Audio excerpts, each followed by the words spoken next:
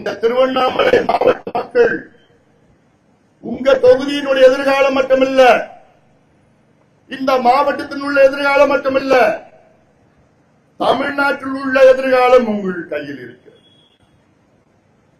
இந்த அமைச்சர் ஏவா வேலு முதல் தேர்தலில் போட்டியிட்ட நேரத்தில் எந்த வருஷம் பிறந்தாருன்னு சொன்னார் தெரியுமா?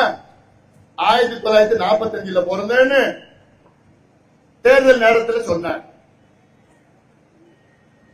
அதன் பிறகு 1950 பிறந்தேன்னு, அதன் பிறகு 1951 அடுத்த தேர்தல்.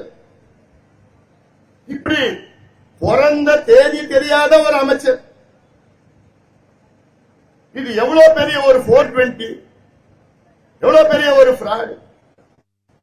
இந்த அமைச்சர் இவருடைய கல்லூரி இருக்கின்ற காரணத்தால் திருவண்ணாமலை அருகில் உள்ள, இந்த மாநகராட்சி அருகில் உள்ள 18 பஞ்சாயத்துகளை வற்புறுத்தி அங்க இருக்கின்ற பஞ்சாயத்து தலைவர்களை மிரட்டி அந்த 18 பஞ்சாயத்தும் திருவண்ணாமலை மாநகராட்சியில சேர்த்திருக்கின்றார் ஏவா வேலு அமைச்சர் அவர்கள்.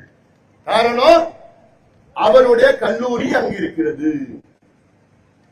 இந்த 18 பஞ்சாயத்தில் உள்ள மக்கள் அவங்களுக்கு விருப்பமே கிடையாது. ஏன் தெரியுமா விருப்பம் இல்ல? அந்த பஞ்சாயத்து மாநகராட்சியில சேர்ந்துருச்சுன்னா அவங்களுக்கு 100 நாள் வேலை வாய்ப்பு கிடைக்காது.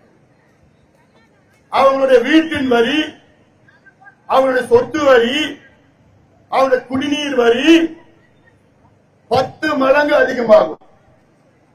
இந்த 18 பஞ்சாயத்துல அவங்களுடைய வீட்டு வரி, சொத்து வரியிலிருந்து 10 மடங்கு அதிகமாயிடும்.